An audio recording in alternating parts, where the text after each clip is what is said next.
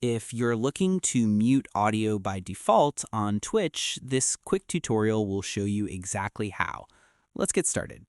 First, open the Twitch application and log into your account.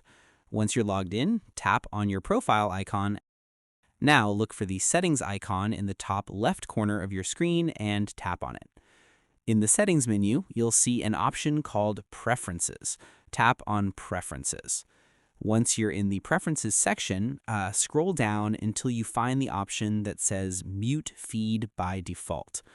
To enable this Twitch autoplay mute feature, simply toggle the switch on. Once activated, all videos will be muted by default when you scroll through your feed.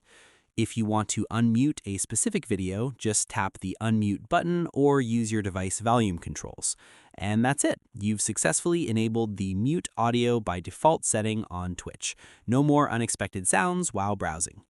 If this tutorial helped you disable Twitch sound autoplay, consider subscribing for more quick how-to guides. Thanks for watching.